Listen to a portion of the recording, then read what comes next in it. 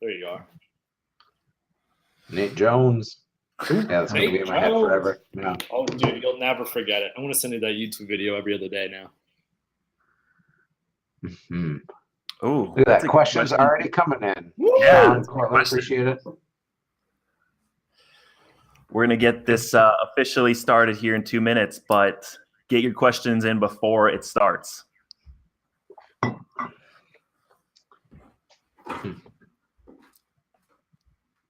Anybody else out there also going to Las Vegas for the Zillow conference? There's Nate Jones that'll be there, and Robbie T, and myself, and a handful of other people. It's a quaint little place. I love that we're doing this on a Friday afternoon, by the way. It's fantastic. Yeah. Gotta get everyone to put in the extended work week. Make them show up at 3 on Friday. Gotta be at work. Right. That's right.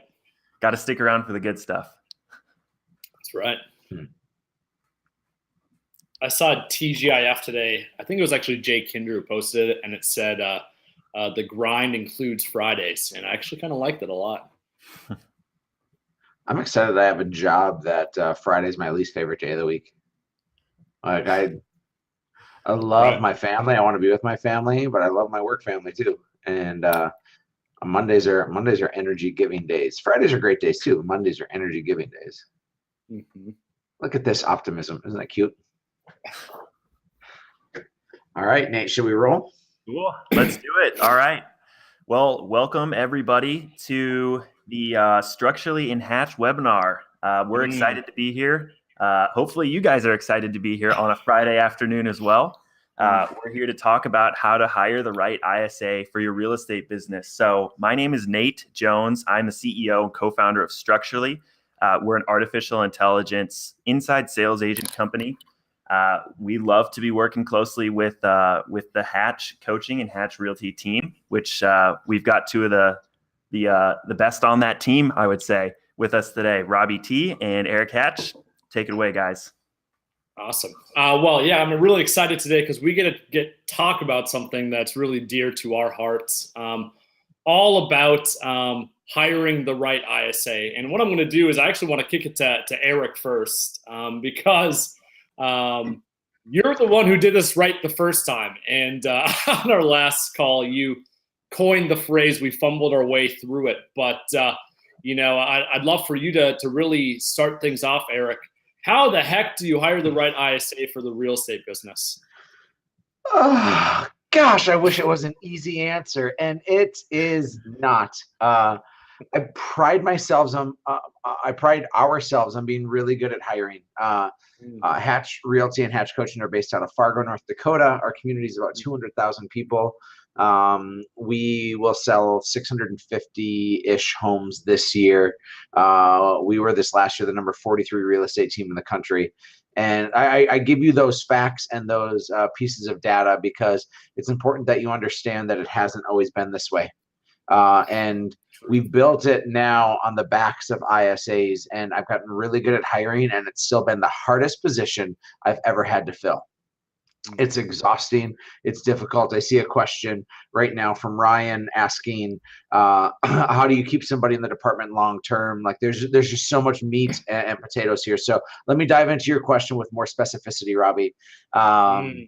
I want to take you back to 2013. I saw some big wigs, some people who really knew what they were doing, that they wanted, that they had ISAs in their world. And even the Red Book, the Millionaire Real Estate Agent book, talks about people in like call centers and outbound callers. And realistically, we had a plethora of business. And with that plethora of business, we were letting a lot of leads go unattended to. We didn't get back to them at all. Or if we did, it was in like a 24-hour period.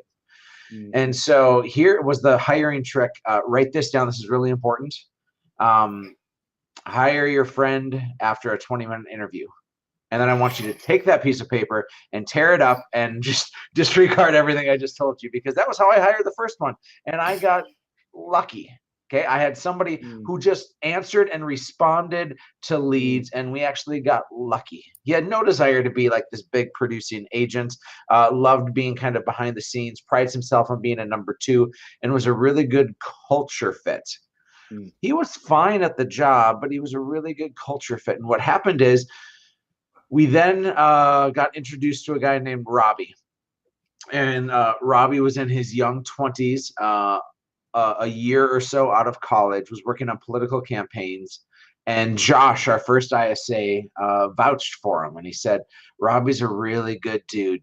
And so I brought in Robbie to interview him. And at this point, I started slowing down in the interview process. I used to just hire people because I liked them, because I thought they were great.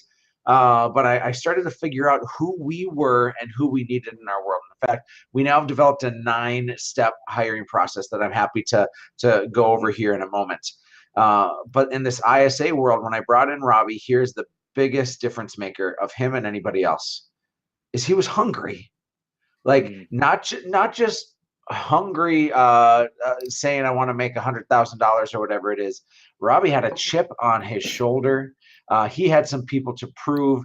He had a life that he wanted, and the only way to get through that and to that was ridiculously hard work. And so I'll be honest, Robbie gave a very mediocre interview. He dropped the F-bomb 3 times in the interview. And if you know anything about, yeah, maybe it was more, I don't know.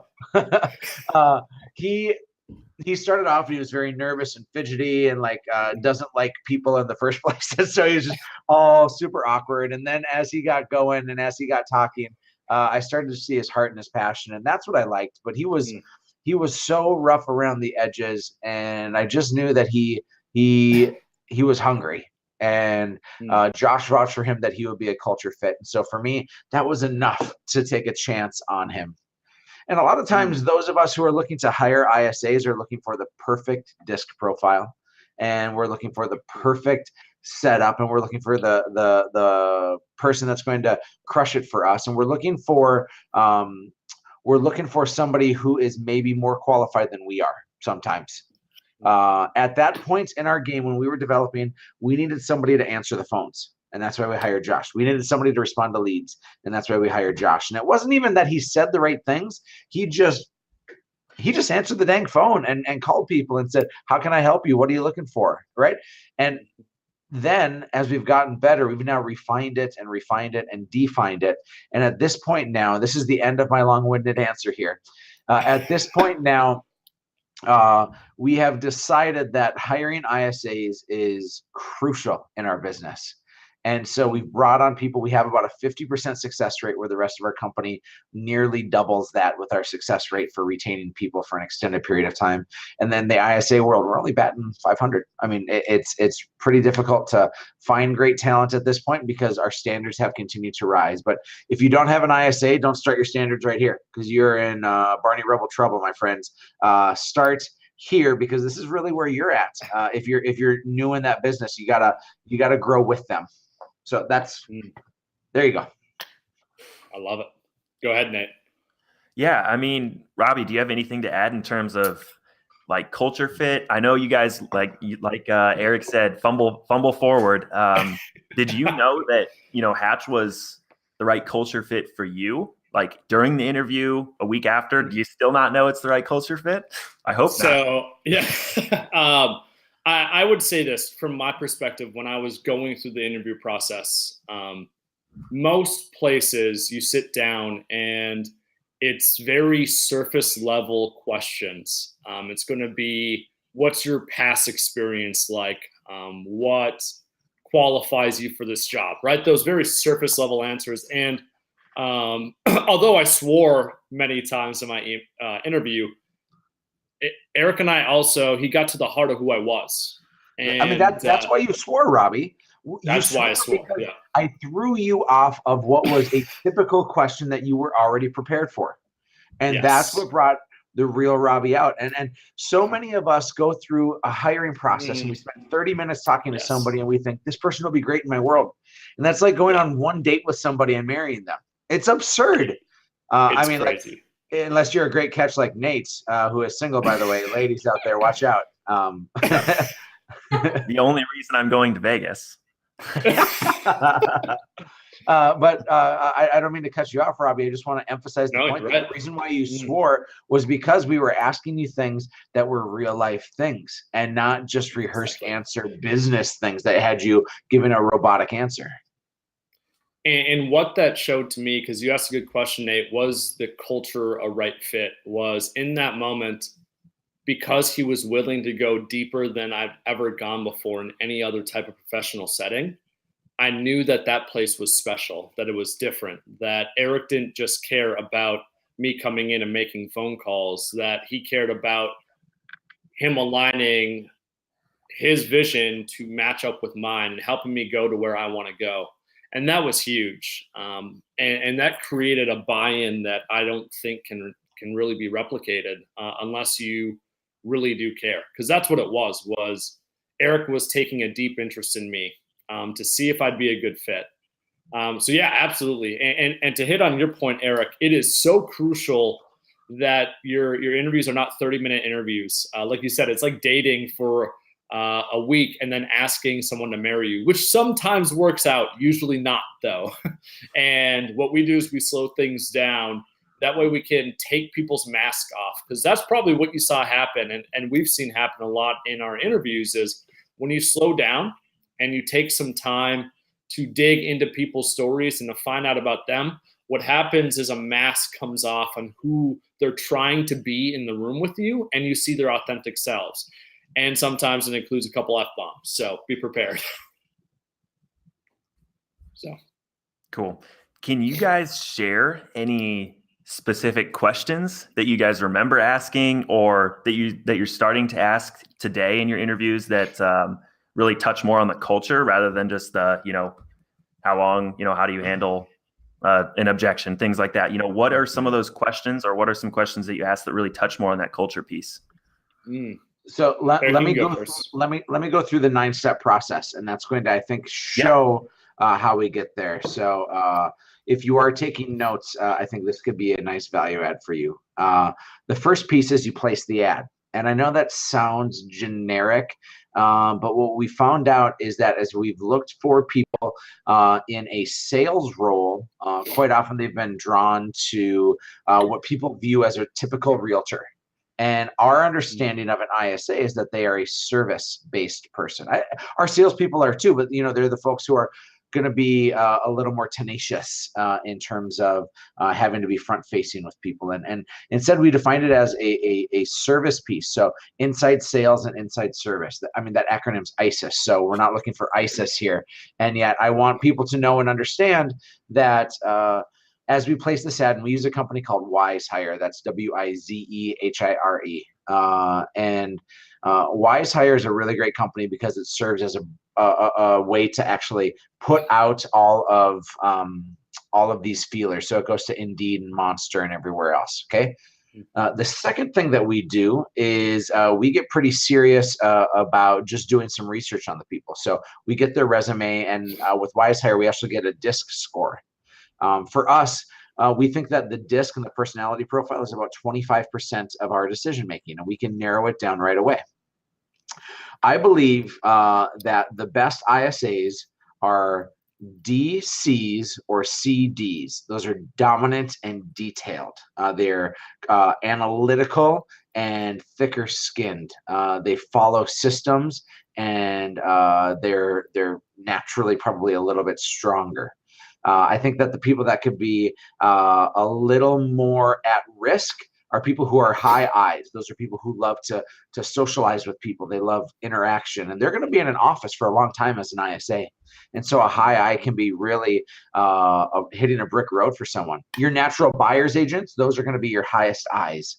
And then an S are stable, compliant. They don't like to rock the boat. And in fact, they fear confrontation. And as an ISA, you are consistently, quote unquote, interrupting people's lives. And you could have call reluctance if you have a higher S. And now that's 25%. The next 75%, 50% is culture. And then 25% of that is your hunger, your grit, your tenacity. And so I say all those because On step number 2, we're able to get much more serious about understanding their disc profile, how they filled out their resume. You can get a sign of if they're bouncing around for every job, and then you can also start maybe researching them on social media. Not to make any decisions based on our protected classes, but rather to make sure that you're not letting crazy in the door. Step number 3 is we do a career night. And instead of me trying to filter through and figure out who are all these people, we instead invite those that have gone through the filter. And every piece of the filter gets it narrowed down more and more and more as we go through these 9 steps. At this career night, step number 3, we find out who had thrown their application out on 90 different sites and applied at 90 different jobs. And we find out who really wants to work in our world.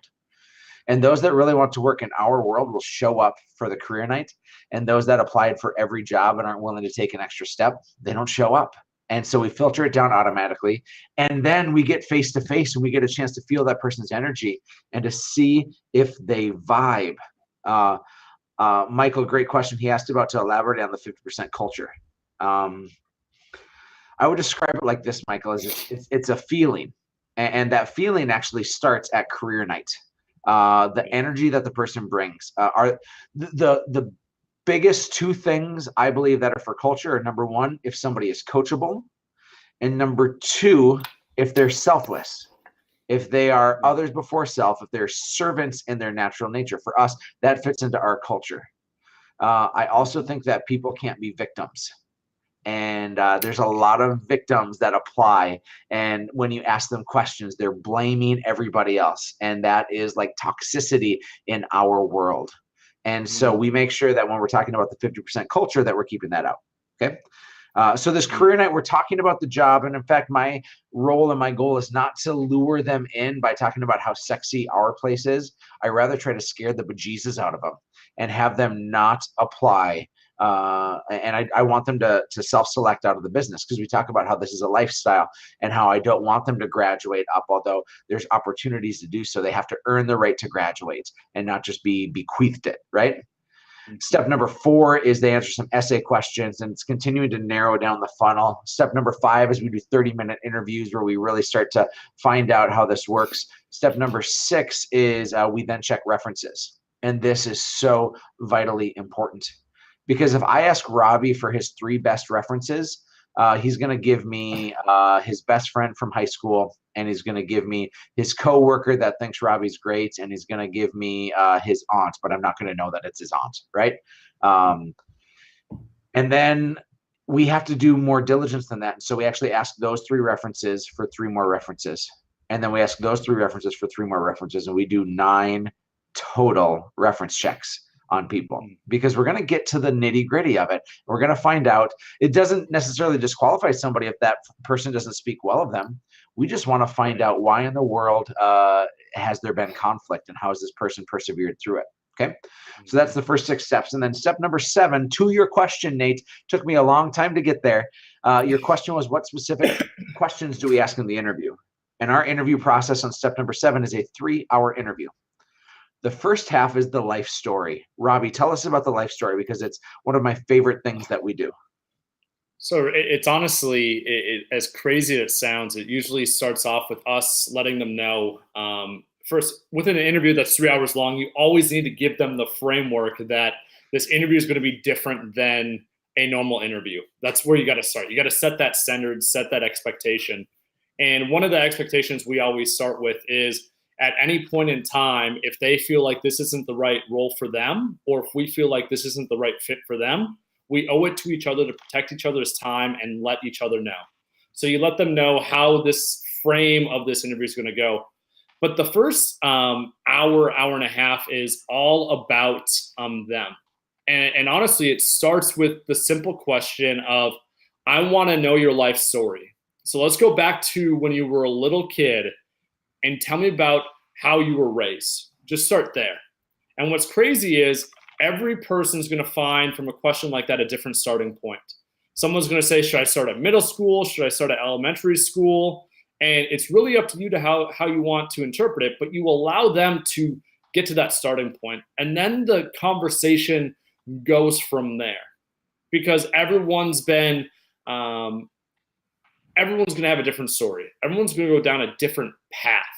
And no interview is the same. If there's one thing I can tell you is that no interview is going to be the same, but that always starts with, tell me your story. And traditionally, when you ask that question, sometimes they're going to start in the surface and you got to dig deeper, but they'll guide you to the things that are the most important. Now, things that we ask to maybe generate more conversation are finding out the best thing that's ever happened to somebody, finding out the worst thing that's ever happened to somebody, because those are usually defining moments that can really determine who somebody is.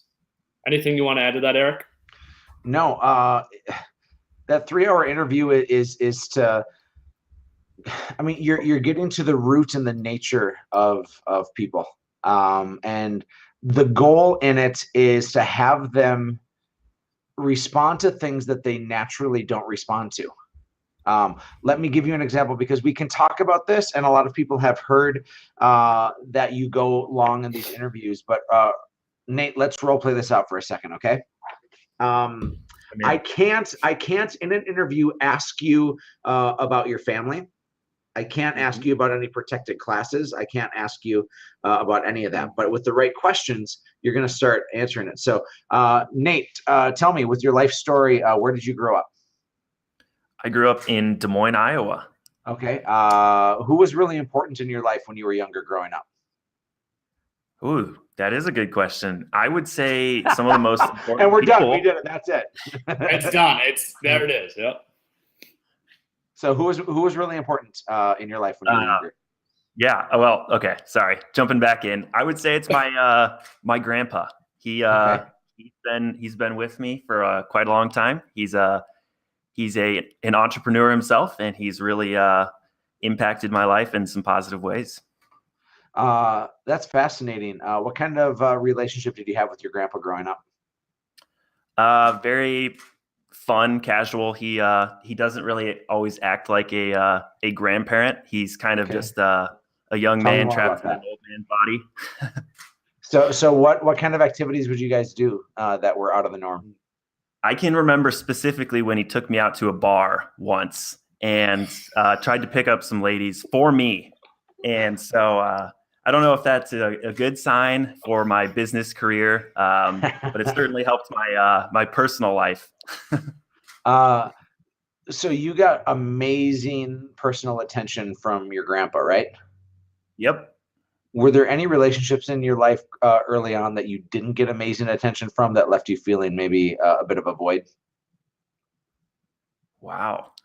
Okay, so stop right there. Stop right there. Okay. Yeah. That's when you know you've won, by the way, is when that wow moment hits. When you don't have anything that is a rehearsed answer.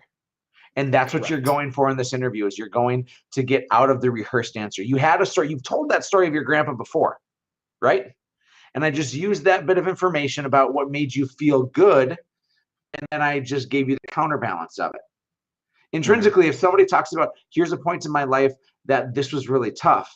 Man, I grew up without my dad involved. Oh, so you ask about that and you learn about that because there's emotions with that. But then you say, what kind of relationship did you have with your mom then? And then you get the other side of the coin quite often, and you get to find out, how was this person resilient and how did they go through all this, right? And so that's the first 90 minutes of this 180-minute interview. And you just dive in deep, and it's pretty common that people have emotions with it, and you realize what they're working for and who they're working for. The second half is you're starting to talk about job specifics for the first time. Step number 6 in the second and third hour of this hiring process is the first time we really get specific about the job. Excuse me, that's step number 7. That was all step number 7. Step number 8 is then you should be gathering with the departments that you're going to be working with directly, or the key people, and they should go to happy hour or coffee or dinner with you and connect on a social setting. We then want to allow our team members to say, we think this person fits our culture and we like their energy, or they can honestly nullify all the steps that were led up to that point. In fact, Robbie did that a couple of months ago. Talk about that, Robbie, because I think it's an important thing that you were able to dissect what the people in the interview weren't able to pull apart. Yeah, so this is the second half of the interview now, where I'm going to share a few questions that I've learned to ask that help us catch somebody that really didn't want to be an ISA but kept saying they wanted to be. And this person was super great, and I thought she was awesome. But really what had happened at this point was she got all the way through the process. She did the interview with the other ISAs, and I just asked them a few quick questions. And I asked them, well, why is she leaving her current opportunity? And they said, well, she feels burnt out from her current role. And her current role was direct sales. All right. So we were missing a piece of the puzzle. There was something with direct sales that she was burnt out on, essentially. And I heard that and I said, all right. So when she comes into the office and meets with me, because I'm the final step now, or that was the final step, I guess. You were part of step number 8, right? Step number 8, yeah. You were part of the team. You didn't do the interview, but you were the one to be able to either give your stamp of approval or your stamp of disapproval. Exactly. And I wasn't giving a disapproval at this point yet, but I definitely had some red flags. And I just sensed there was something there. So she came in, and honestly, really what I did was I spent about 15 minutes just asking her what she was hoping to get out of a role. And I'd ask questions like, ideally, what does your work day look like? What do you want to be doing? And she said things like she wanted to be working directly with clients. Eventually, she wanted to be selling homes. She loved real estate, all of which is a red flag in the ISA role, obviously, because you spend 0 time with people. You sit in a box and shoot texts, shoot emails, make phone calls all day long, and you don't work directly selling real estate. So I just listened to her. Tony Robbins says if you want to influence someone, find out what is influencing them. And that's all I did for about 15 minutes. And there was still some red flags there. And to put a bow on this is the question I've learned to ask that really works well, because it takes something that can be complex and makes it simple. Is I ask somebody, I say, what type of role do you want to work in? And I describe 3 different options. And I tell them, you need to tell me which role appeals to you most instantly. You got to answer like that. You can't think about it. And then on top of that, I want you to provide the why behind it. So I'll describe it like this. I'll say, Nate, which of these roles is the most appealing to you? Nate, you're getting hired or fired today, or we're not picking you, by the way. But option A looks like this. You work a very steady job with a very steady pay. It's an 8:30 to 5 job where you check out. You don't work nights and weekends. And the salary is very consistent. And you're probably making somewhere around $40,000 to $50,000. Or option B is you are working 60 to 70 hours per week directly with clients. You are working directly in real estate sales. There's the potential to make 6 figures, but you're probably working 50, 60 hours per week. And then option C is you are going to work in office 40 to 50 hours per week, and then you're going to be working another 10 hours outside those hours. So you're going to be working 50, 60 hours per week. And there's the potential to make 6 figures, but you're never going to work directly with clients. It's going to be all over the phone or texting and emailing. And which one of those, Nate, is the most preferable to you? And usually, of course, people that want to be an agent, they say B. Someone that lacks the hunger, that wants a very consistent type role, who's drawn to an admin type role, says option A. And then the ISA is going to say option C. So we generally, I present it like that. And in this case, I did this to this gal, and I asked, and she said, well, without a doubt, option B. And really what she's then saying is, I don't want to be in this ISA role. And again, you can't She wanted to be in our world, though. I mean, that. Yes. She wanted to be in our world. Yep. Drawn to our world, but not the job and the role. And what we had to do in that moment was we told her, this is not a no of you not being in our world. It's a, this role isn't right for you. I think the last thing we should ever do is hire somebody into a role that's going to be extremely and a poor fit for them. And that's what it would have been. We would have hired her. She would have came in and she would have been miserable in that role. It was nothing that she wanted. And she was great talent. And I think actually she'll probably join our world at some point. And I think we did the best thing by finding out what she really wanted, seeing if it aligned with the role. She was the right person, right culture, but not the right fit for the role. Can I jump in there and ask a question? Kind of touching on Aaron's comment here.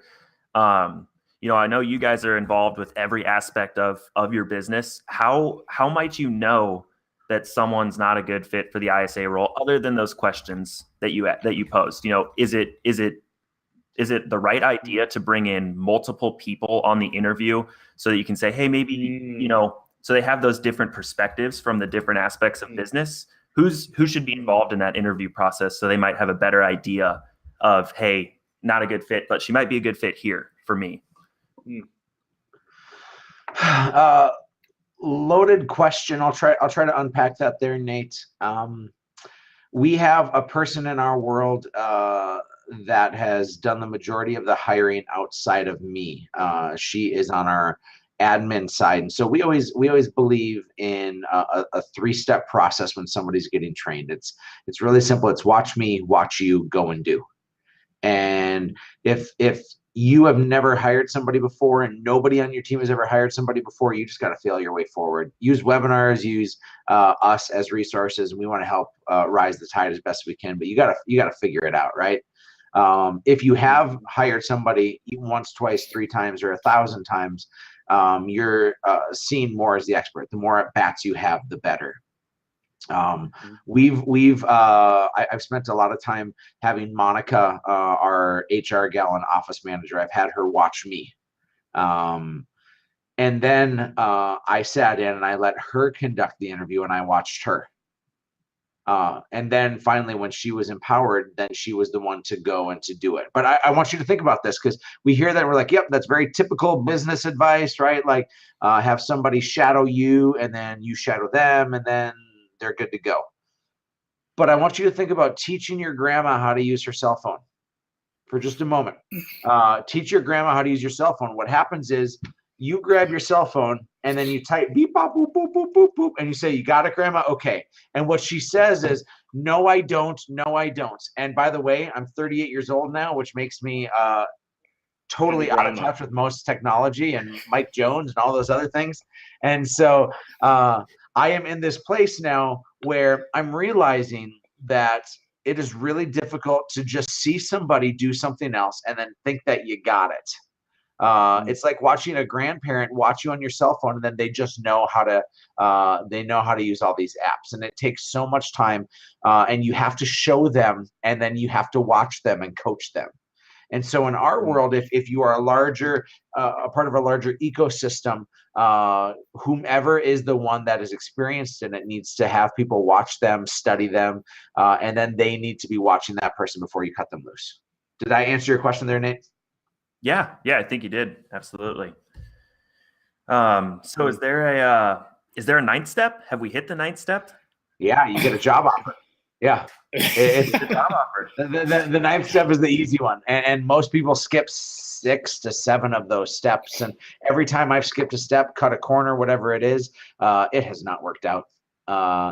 We want to rush this, and a lot of us are millennials or close to it, and we want things instantaneously, and that is not the way to set up a long-term business plan. It's instantaneously. It is building a culture. But here's what is so imperative when you're communicating to these people who are going to be possibly your future ISAs, is you need to tell them that this is a new role and that they need to show up and own this role.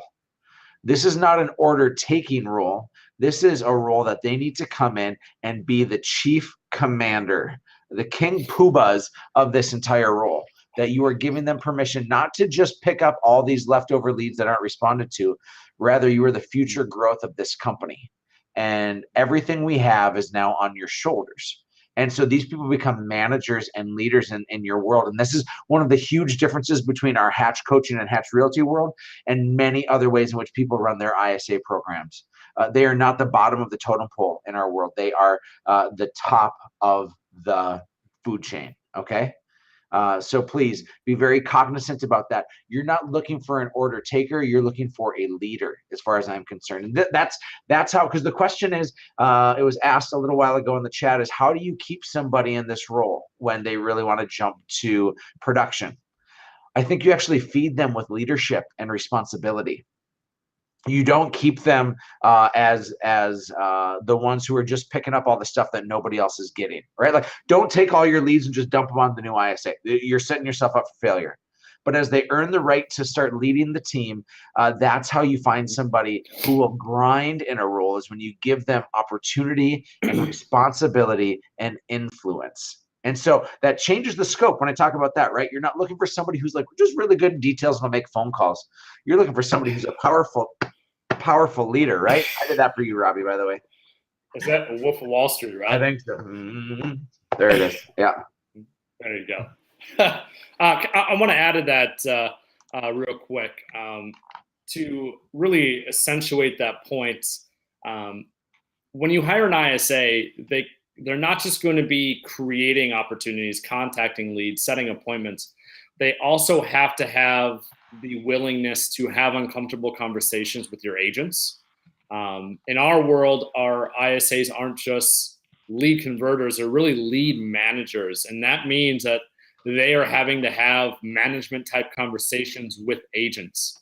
In other words, sometimes agents drop balls, and the ISAs are the ones that see it happening. And they got to be the one that's the coach, the leader that goes and has these very uncomfortable conversations sometimes about them not doing what they're supposed to do. So make sure to, think of that as well. Mm-hmm. Yeah. So I think we've covered the entire process there, covered a lot. One of the things that I think we're kind of revolving around a little bit then is, what should the typical background of an ISA look like? I know we kind of touched on what their disc profile should look like, but now we kind of have mentioned, well, they should be leaders and they're going to be at the top of the totem pole rather than the bottom. So are you looking for people with, a vast background of 10 years leading a sales team? Are you looking for someone, what are you looking for? What is the typical background of an ISA who could transition into a leader look like?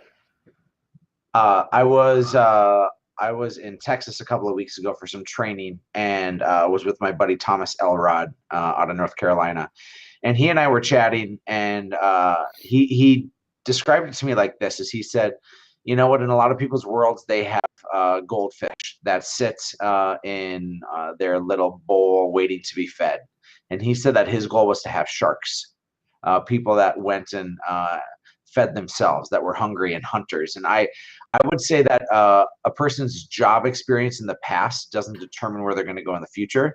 I'm looking for somebody who is a shark.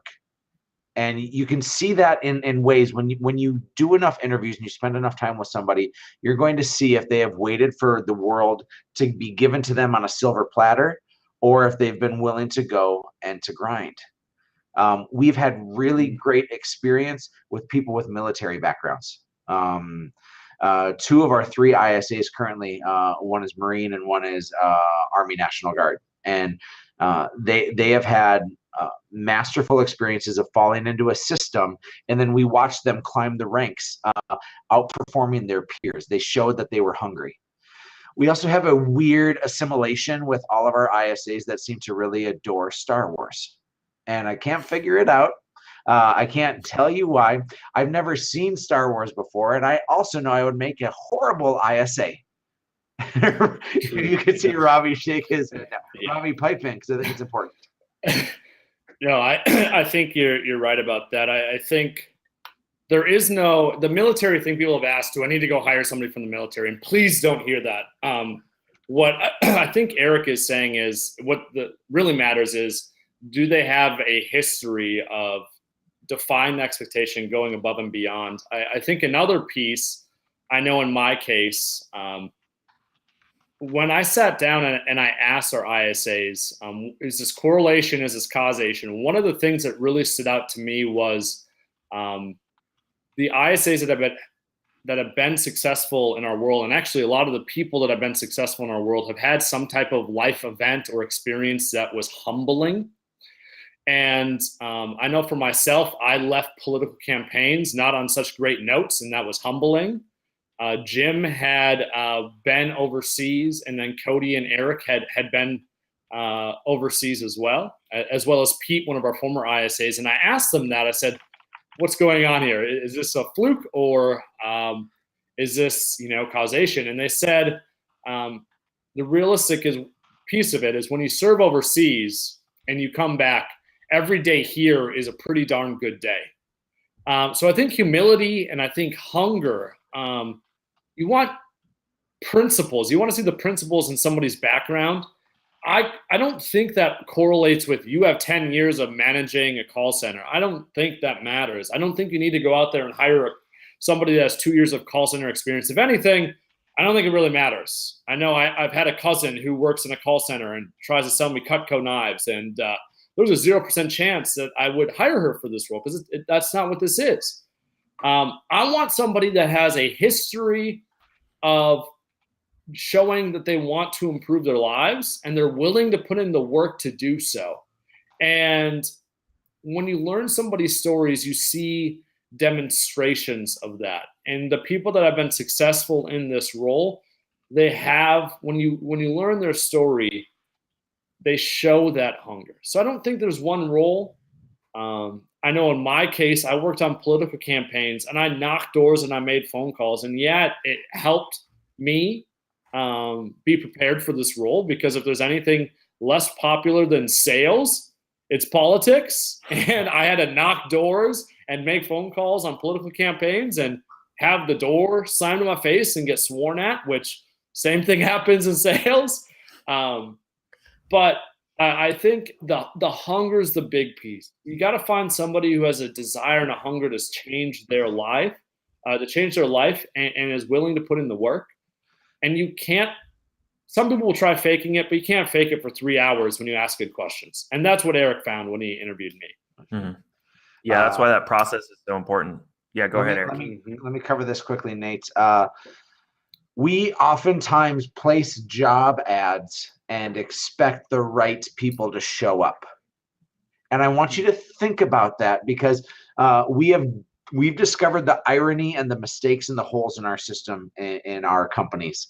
And that is, for ISAs, we pride ourselves on aggressively going after what we think is the best opportunity. We aggressively go after leads. We're not aggressive with them. We're aggressive with our systems, and we're tenacious with it.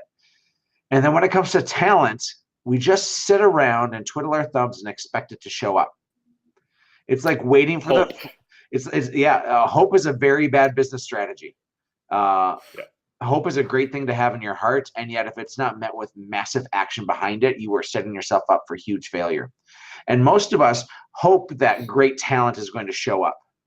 And really, my job is I don't hit the phones for people. I don't hit the phones for the next listing and the next buyer. I need to go out there and find incredible people and hunt them down. I need to be an ISA for talent. I need to be aggressively going to find these people. And it's not showing up to say, would you like a job? It's constantly, every restaurant that you're at, every interaction that you have with somebody who's in service, seeing how they are and being unafraid to ask them about their dreams in life. It's not to say, hey, do you want to make $100,000? You should come work with me.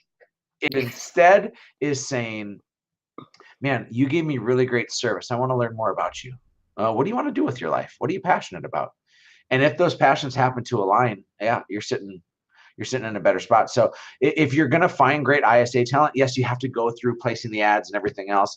You will almost always have your best successes when you find people that are already connected to you, because you believe in the same core things, and you're vetted pretty heavily. So are there any red flags? I know we've talked a lot about the good things to look for, the positives that the great flags that you should be looking for in your interview process. Are there any red flags, or deal breakers that you might hear or see in your interview process or in your applications. I also want to say, for any ISA listening, is there any red flag or deal breaker that, walking into an interview with Eric or a team leader that you should be aware of as an ISA that might make you back out too? So kind of both sides of the equation. Are there any deal breakers, red flags? Oh.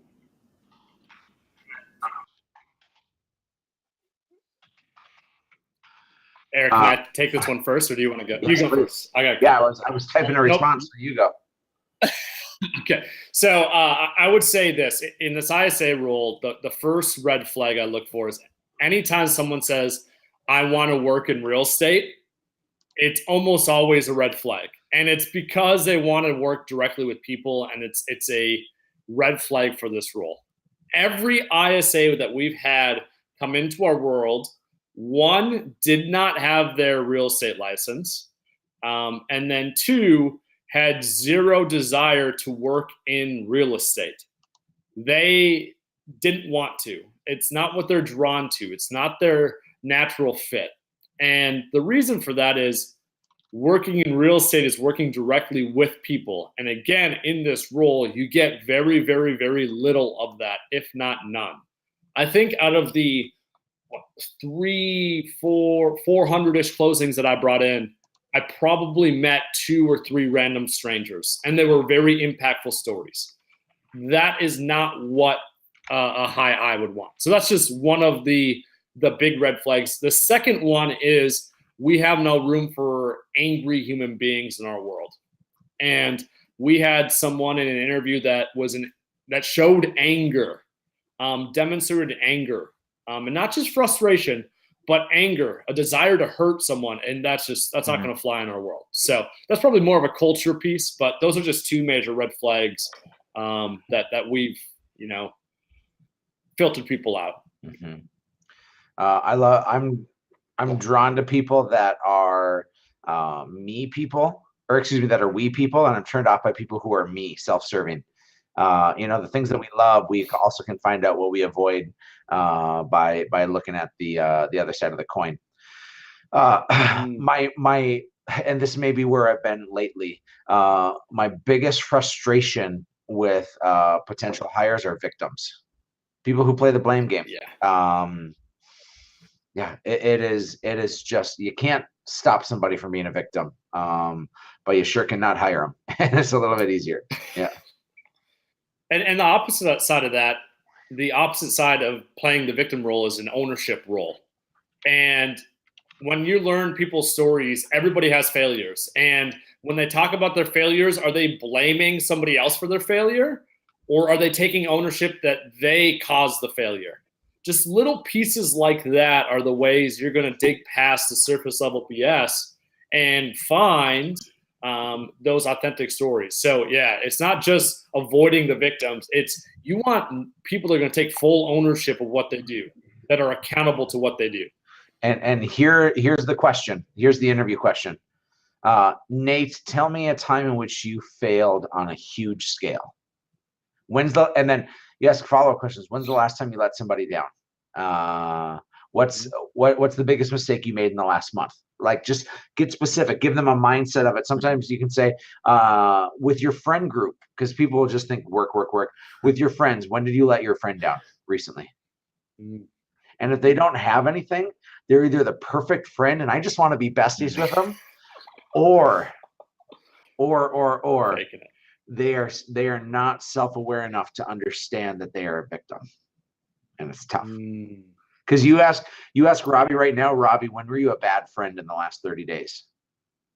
And I bet you'll chew, but then you'll say, in this situation, I saw this person struggling and they needed me and I didn't sense it right away. And I like, you own your stuff, So is there any point the first one I went to was in this when I was a interview bad process husband, or throughout the interview there's a process few of those. where the ISA or the candidate is able to ask you questions? I mean, in terms of like role play, I know we've seen that question a couple times. Do you offer that opportunity to let the ISA kind of jump in, ask you questions? That's what the ISA role is. They're only as good as the questions they ask. When does that opportunity present itself. Mm-hmm. Mm-hmm.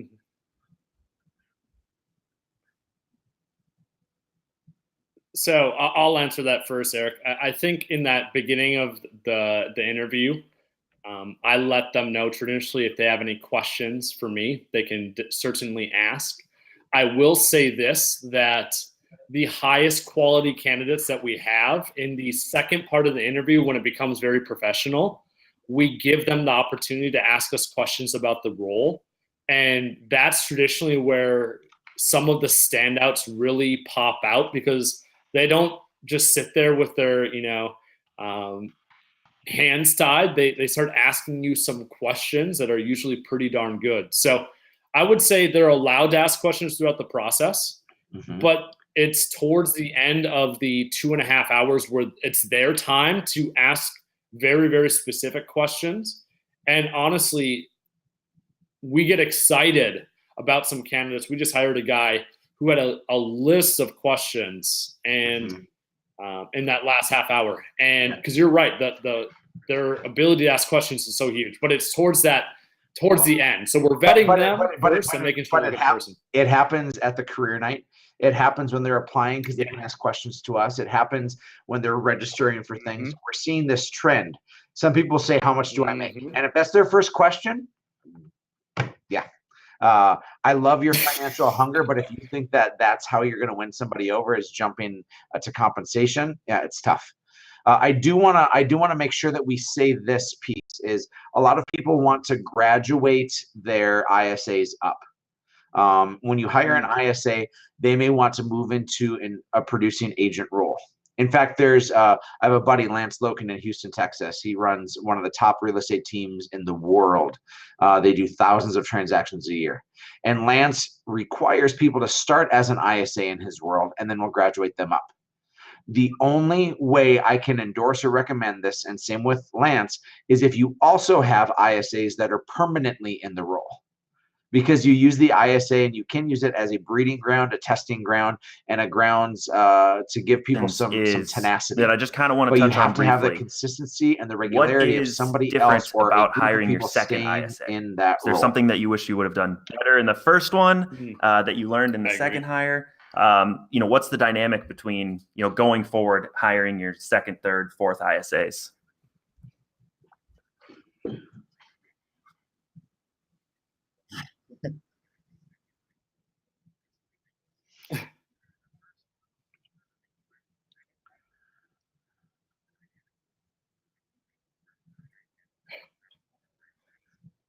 The hunger of, I'm going to go first, and then you got to go second. You outdid me. You outdid me, Bobby. It's not often, but I get to do it. The hunger of the second or third ISA should scare the first or second. That would be my biggest thing, is when you hire that person, you should bring them in, and they should be better, and they should be hungrier than the first or second ISA. So I just wanted to get to that, and you can add to it, Eric. Thank you. The funny thing is I have a haircut coming up, and so I just want everybody to see this. It's going to be very, very quick. Watching myself on these webinars is very painful. When you're looking for your second ISA, you are looking for an interesting combination. I wouldn't always say you want somebody to complement that person. Meaning, if my wife is an SC, I'm a DI, right? We complement each other. But my wife wouldn't be a great ISA, nor would I. But you're not looking for that person to complement and just to bring in the soft side of somebody's more aggressive. You're looking for somebody to compete. And Robbie said it. You want that person to hustle hard, because having that second person in there should intrinsically make that first person run faster. Do you run faster, Nate, if you're being chased or if you're chasing someone?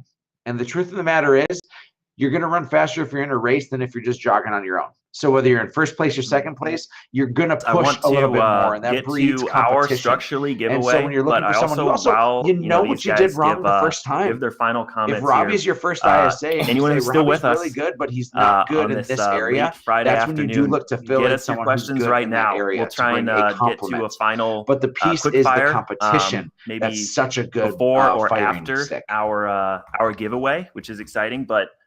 Huge. guys, give us your final thoughts while we let some others get some final questions in.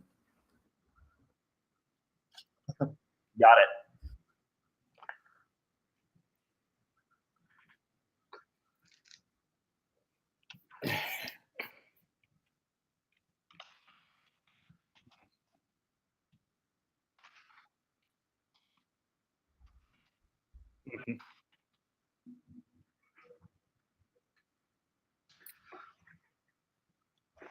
I'm going first, Robbie. Okay. My final thoughts are this ISA gig has changed our world, and us getting serious about hiring. This isn't just ISAs that we're talking about. This is everyone. We just talked specifically about the ISA language. This game is changing. The real estate game is changing. Artificial intelligence is changing. People are changing when we look at different generations of folks. And it's going to be imperative that you take this so seriously. And 80% of your problems go away when you have the right people in your world instead of the wrong people. And so take this seriously, move intentionally slow, be strategic about what you're doing, and then fail your way forward, fail your way to the top. It is going to be essential. And so, yes, you're going to look for that perfect ISA. They will totally disrupt your world if they're terrible. If they're good, you can move a 5 to a 7, but you can't move a 3 to a 7, right? So I want you to see, like, find right here and help get them here and pray that they go to here. Because honestly, I thought Robbie was here. Turns out he's up here. And so you don't know what you don't know until you start doing it, and trust your processes. Peace out. I love it. And I want to add one more thing that maybe we breezed over is you need to hire people that actually care. I think that's something that we oftentimes move too quickly past. Is this role is truly about serving other people and loving and caring about other people. So when you're hiring an ISA, hire someone that you would trust to help your grandma, to help your spouse, to honestly babysit your children. If they can't do things like that, if you would never trust that person to do that, if they're hungry but they're a schmuck, don't hire them. You gotta hire good people. That's one of the biggest thing that I would highly recommend. So find people that love and care about other human beings. It can go a long way. Awesome. Well, especially I think when that's you, right when you on. tie that to We appreciate you guys. I think this was awesome. I love all the comments here. This was really, really exciting. Yeah, of course. We're gonna pass it over to Izzy for our quick giveaway. I do want to say, stick around. We've got a really, really exciting, I think, announcement that we want to basically preview our next podcast episode, which we were kind of talking about earlier. You know, the hot topic that's in Leads Geeks right now. We're gonna kind of announce that after this giveaway. So I'm gonna pass it off to Izzy with this big yellow bucket for our giveaway right now. All right, friends. Don't want to block this. So this is our extravagant bucket because we are extravagant here at Structurally.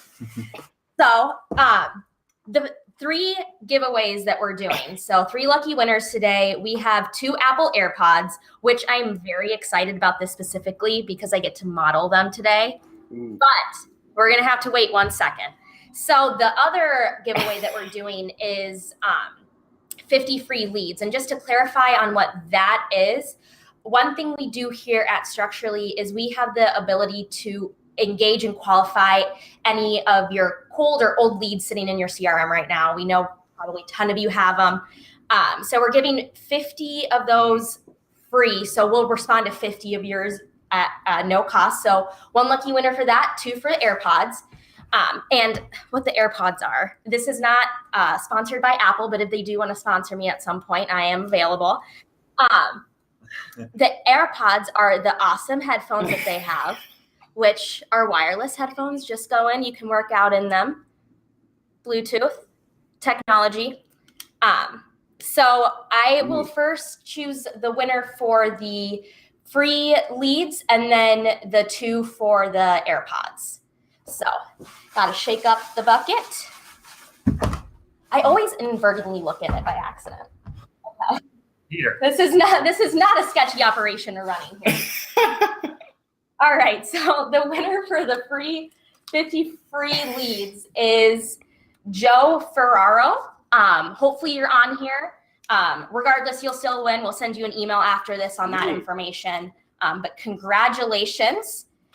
Then the first winner for the AirPods. I gotta stop looking in it like it's a habit. I'm shaking it, gotta look in it. Okay. So first winner for the AirPod is Matt Davis. If you're on here, thanks for joining us. You also win AirPods. Can send you photos of them on my ears if you would like to see what that looks like. All right, so the third winner and the winner of our second set of AirPods, Michael Eggert. If you're on here, thanks for joining us. We'll send you an email on claiming your prize. And that was what I had for you all today. Ooh, awesome. Thanks, Izzy. I have to say, the yellow bucket always reminds me of the chili bowl in The Office with Kevin. And if any of you are The Office fans, that I don't know why that just reminds me of that. But congrats to all of you winners. We will send out all those prizes here shortly. And as promised, this recording will go live afterwards. You guys will be able to watch it on YouTube. We'll post it to our channel. I'm sure Hatch will post it to theirs. We are also turning it into our third the Real Estate ISA Radio podcast episode. So be sure to check out theisaradio.com as well as subscribe on iTunes and Google Play to get this in just audio form. You're not going to be able to see Eric's wonderful hair, unfortunately, but you'll just get it in audio. And lastly, due to popular demand in Leads Geeks, as we were discussing, the fourth episode of Real Estate ISA Radio is going to be about Are Dials Dead? So be sure to join us on that next episode. It's going to be riveting. I think there's so much to learn. There's so much to discuss there and unpack that it's going to be great moving into 2019. There's going to be a lot of changes that are happening. So with that, I will bid you farewell from Structurally. I'll let Robbie say goodbye too. Yeah, thanks guys, appreciate it. I'm excited to further the thanks guys, appreciate it. I'm excited to further the debate about Are Dials Dead? One of the best questions that's been asked in a while. By the way, next time, that's a famous yellow bucket. I want that thing. It's our only bucket. All right. Well, we'll see you guys later. Thanks, everyone. Take care. Enjoy your weekend. All right, guys. Bye. Thanks. Peace, y'all. You too. Thanks, Nate. Bye-bye.